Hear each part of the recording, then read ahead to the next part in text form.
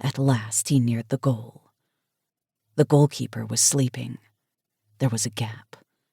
He kept his head down and kicked hard. Bam!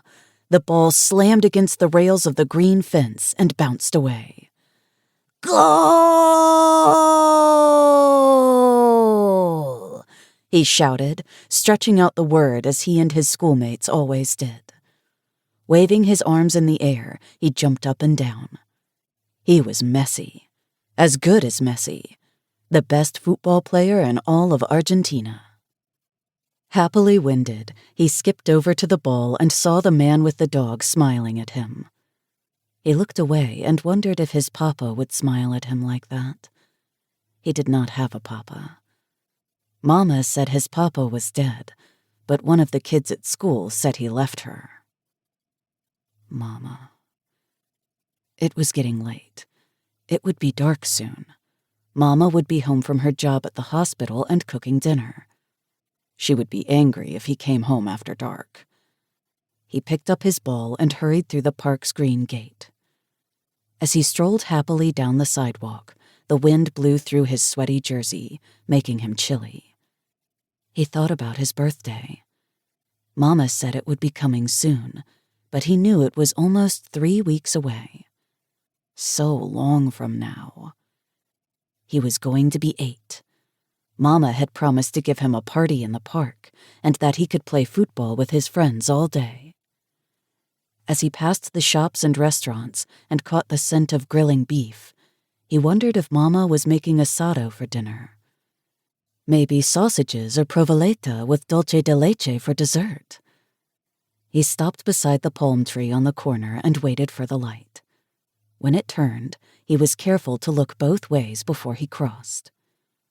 On the other side, he reached the familiar apartment buildings that were like the one where he lived with Mama. He was only a few blocks from home now. He wondered what Messi was eating tonight. Along the curb, a car slowed. The rear window lowered. "Che boludo," called a deep voice that was a little scary. He stopped and stared at the man in the window. He had long gray hair and a gray beard. He wasn't supposed to talk to strangers. He turned and continued down the sidewalk, keeping his eyes down.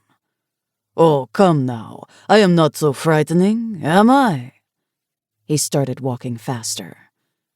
"I suppose you do not like football, then?" He stopped and turned back to the car. The rear window was still open, and the man was smiling at him. He seemed friendlier now. "I like football." "Who is your favorite player?" "The best player, Messi." "You mean this man?" He held up a large photo of Messi in his red and blue uniform. Messi was cheering in front of the net right after he made a goal. The photo was autographed. All he could do was stare at it. "I have more." The man held up a whole stack of photos. Then he opened the back door of the car. "Come and see." He hesitated. "Don't be afraid. I won't hurt you." He moved over and patted the seat. Should he get into that car?